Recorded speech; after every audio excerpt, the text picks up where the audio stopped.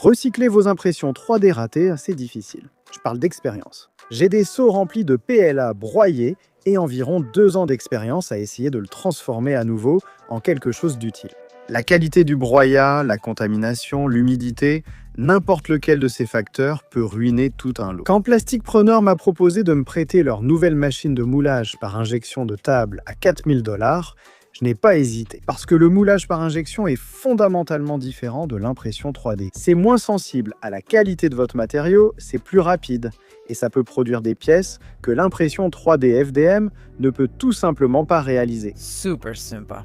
La question est de savoir si tout cela tient vraiment la route quand on l'alimente avec du PLA 100%, recyclé et contaminé provenant d'impressions 3D ratées. Aucun matériau vierge, pas de triche. Donc ces derniers mois, j'ai absorbé un maximum de connaissances sur le moulage par injection. De la conception du moule au prototypage jusqu'à la création de pièces finies magnifiques, tout ça pour répondre à une question simple. Est-ce vraiment la solution de recyclage que nous attendions? Allons-y. Dans un monde parfait, nous transformerions nos impressions 3D ratées en impressions 3D. Et si vous avez suivi l'aventure au cours des 2 dernières années, vous savez que nous avons pu le faire avec un succès modéré. Mais à mon avis, même lorsque ce procédé fonctionne bien, il y a encore plusieurs problèmes. D'abord, il y a le problème de la charge de travail. Broyer vos impressions 3D ratées demande déjà pas mal de travail. Tamiser, sécher, c'est encore plus de travail. Ensuite, il y a l'extrusion qui demande vraiment votre attention. Sans parler du fait que si vous voulez un filament de haute qualité capable de produire des impressions 3D correctes, vous devez ensuite le transformer en granulé et l'extruder à nouveau. Avec le moulage par injection, l'espoir est de faire moitié moins d'extrusion et pas de transformation en granulé, ce qui serait un vrai gain en termes de main-d'œuvre. Deuxièmement, il y a la qualité du broyat. La vis d'extrusion plus petite sur la plupart des extrudeuses de filaments de bureau est sensible à des éléments comme les gros amas, sans parler de la contamination et des bouchons. Lorsque vous poussez le broyat à travers une buse de 1,7 mm, il suffit d'une particule de suure ou d'un minuscule copeau d'aluminium pour boucher toute votre ligne d'extrusion. Donc, si par exemple nous utilisions plutôt un procédé centré sur une extrusion de 5 mm et une vis d'extrusion nettement plus grande, ces problèmes devraient disparaître. Cependant, les problèmes de bouchage avec le filament s'aggravent aussi quand vous essayez réellement de l'utiliser pour imprimer. Les obstructions du filament recyclé sont un problème majeur, surtout si vos conditions de travail sont imparfaites. Et cela, concrètement, signifie que vous ne pouvez vraiment imprimer de manière fiable le filament obtenu qu'avec une buse de 0,8 mm, et ça fonctionne bien, mais il y a encore des incohérences notables dans la largeur du filament, ce qui entraîne des impressions 3D de qualité inférieure. Mais avec le moulage par injection, nous devrions pouvoir obtenir une finition uniforme, quelle que soit la qualité de l'entrée.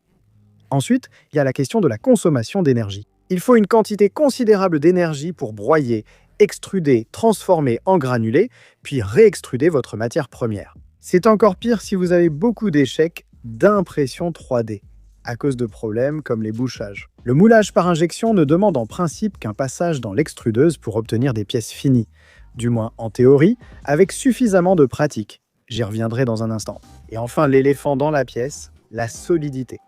Ajouter des passages répétés dans l'extrudeuse affaiblit les polymères. En moulant ces pièces par injection, on élimine la faiblesse supplémentaire des lignes de couche, ce qui pourrait compenser toute dégradation du polymère. Donc tout cela semble positif. Je veux dire, pourquoi ne pas simplement mouler les pièces par injection?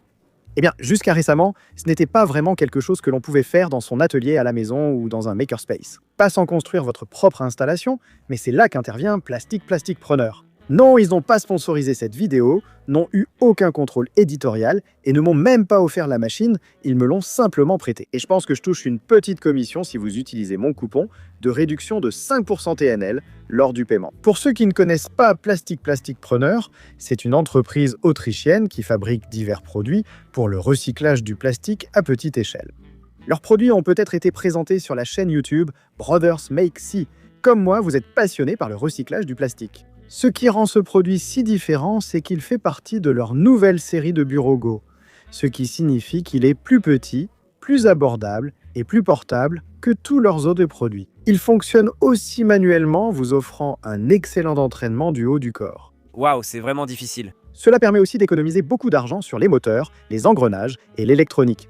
Mais cela ne veut pas dire que c'est bon marché Attention, 3 500 € pour cette unité avec la mallette de transport et tous les outils dont vous aurez besoin pour les EPI et le démoulage, et cela avant même de prendre en compte les moules d'injection. Mais soyons honnêtes, c'est quand même un ordre de grandeur moins cher que même les installations de moulage par injection industrielle à petite échelle. Il est également conçu en pensant à la sécurité et à la facilité d'utilisation. Il filtre l'air pour vous pendant que vous travaillez. Il répond à toutes les normes de sécurité nécessaires de l'UE et du Royaume-Uni et il est vraiment très simple à utiliser. Donc, sur ce, revenons un peu en arrière et je vais vous montrer comment j'ai obtenu cet appareil.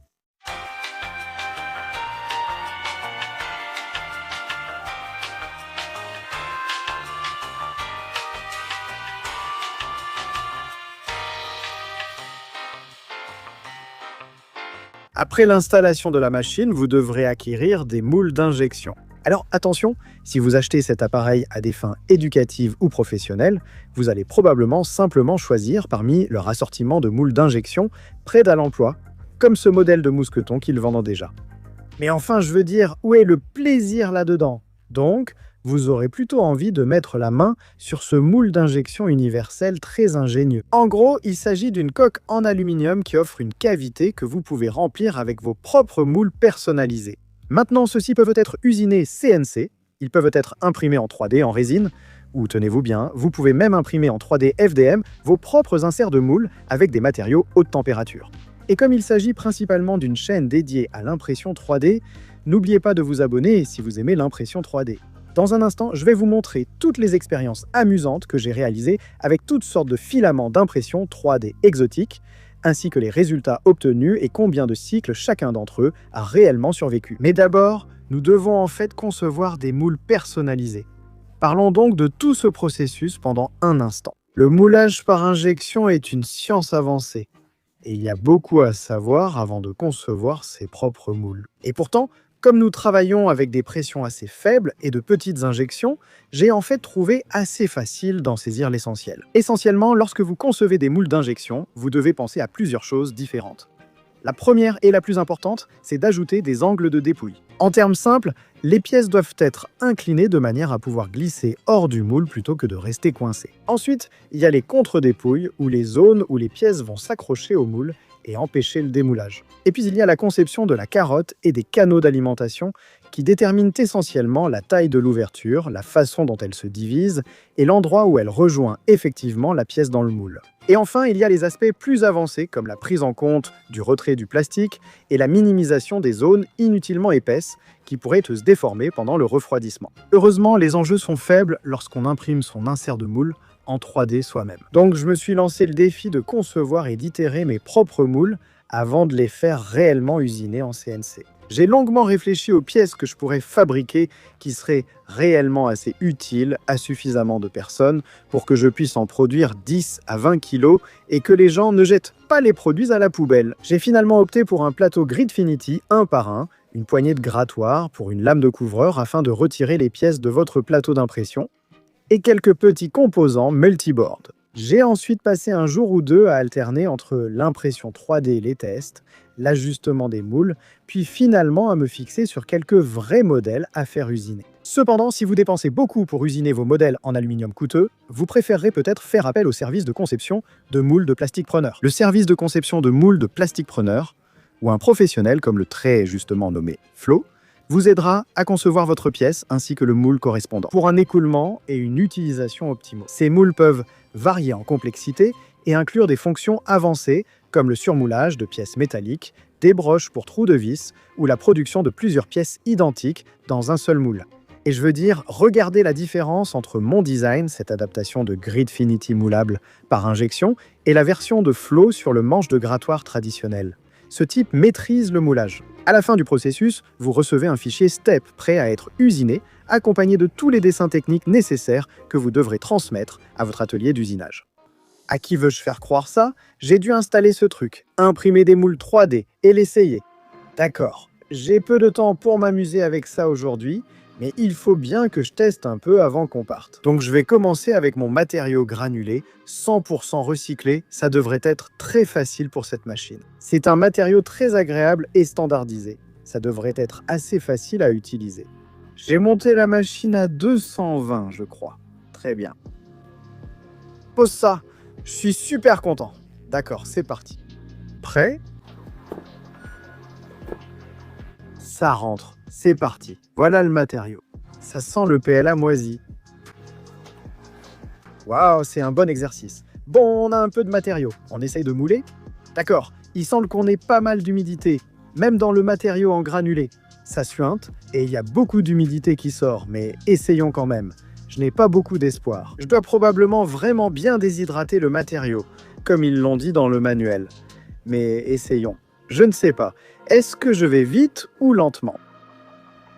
Allez mon grand, vas-y. D'accord? Ça a l'air d'être ça. Restons jusqu'au bout et voyons ce que ça donne. Ah, cool.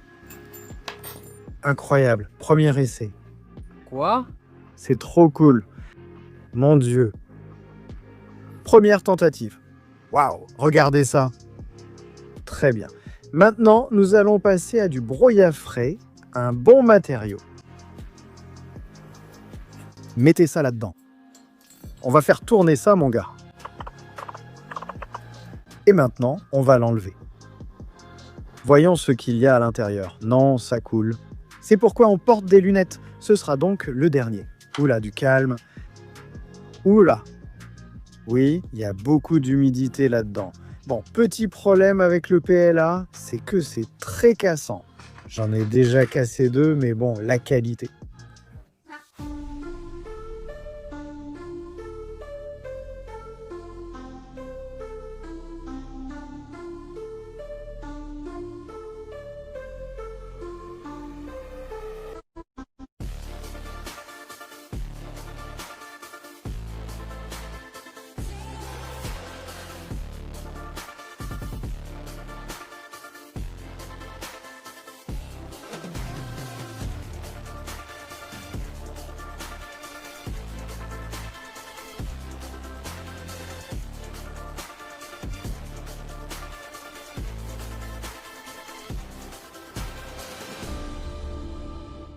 Eh bien, c'est amusant.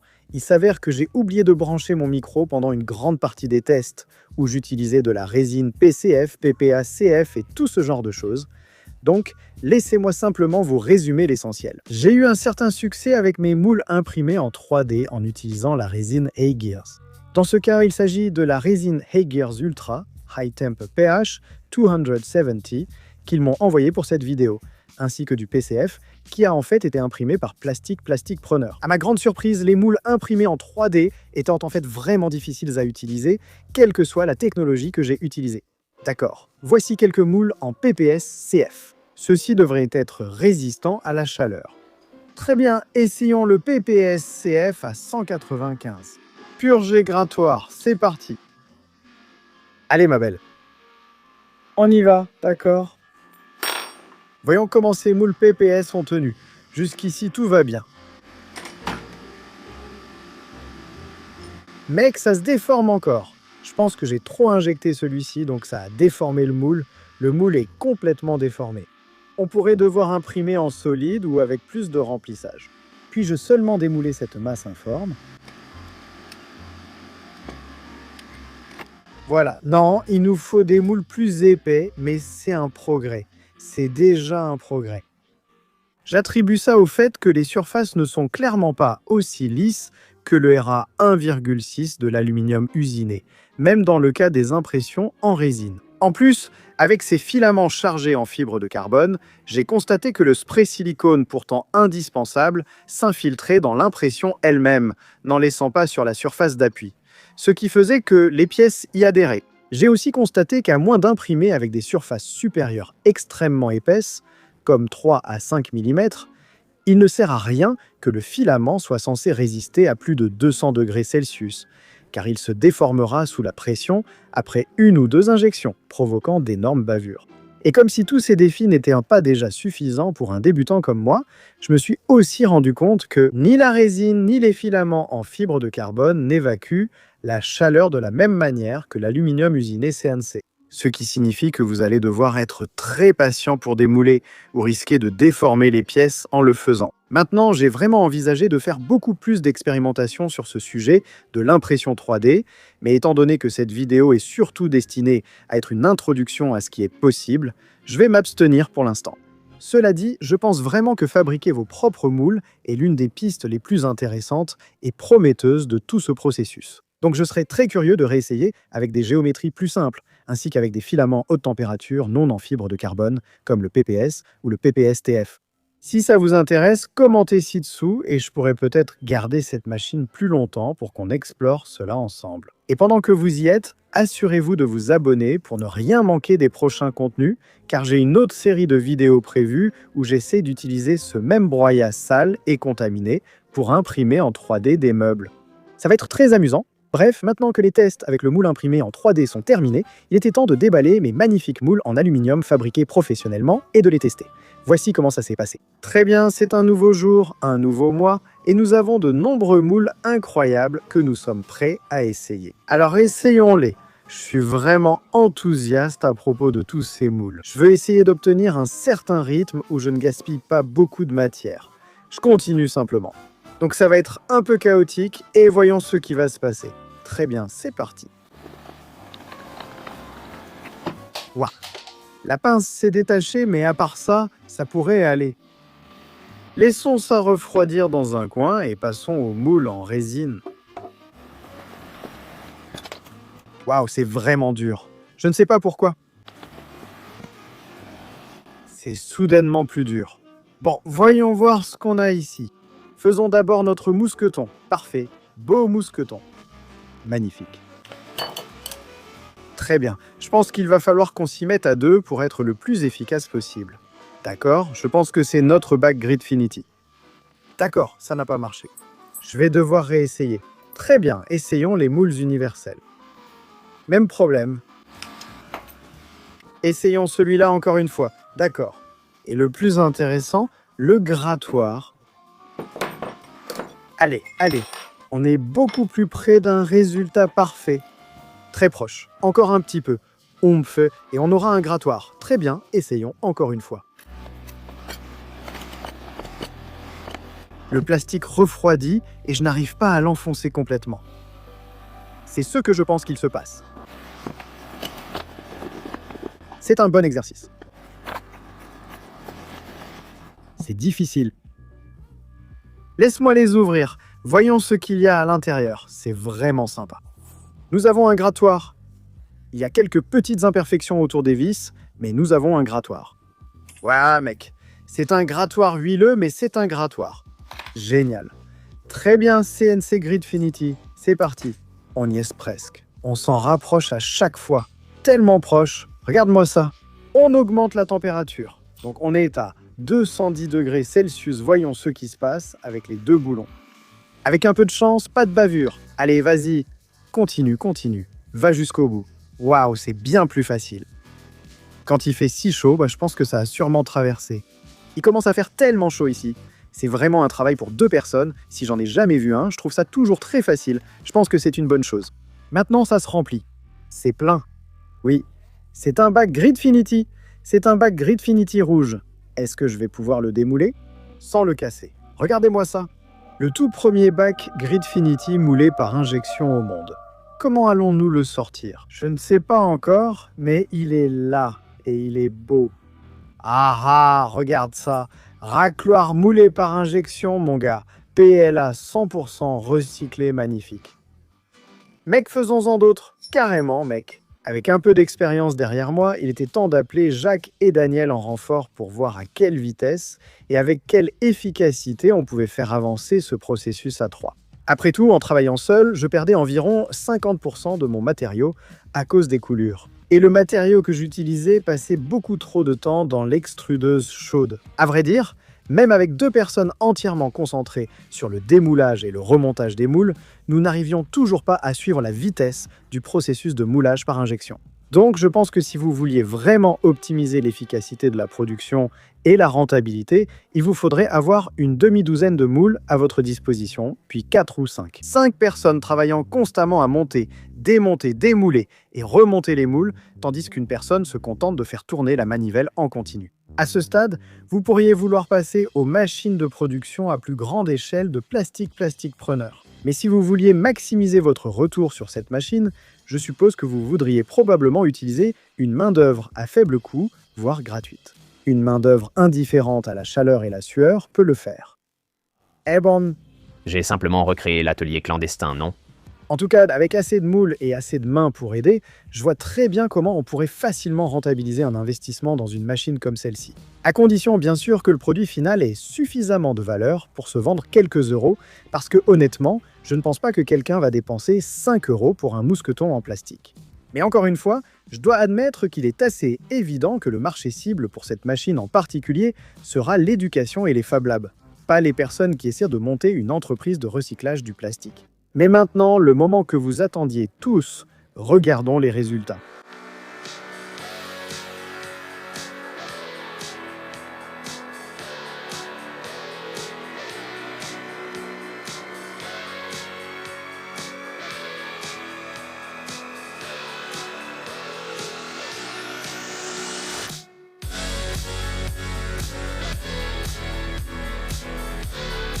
Plutôt épique, non ? Honnêtement, je suis vraiment ravi du résultat de ces pièces et j'ai vraiment hâte de prendre tout mon bac de broyat contaminé et de lui donner une nouvelle vie. J'ai aussi hâte de voir certains d'entre vous lors de futurs événements d'impression 3D pour pouvoir vous les distribuer en personne.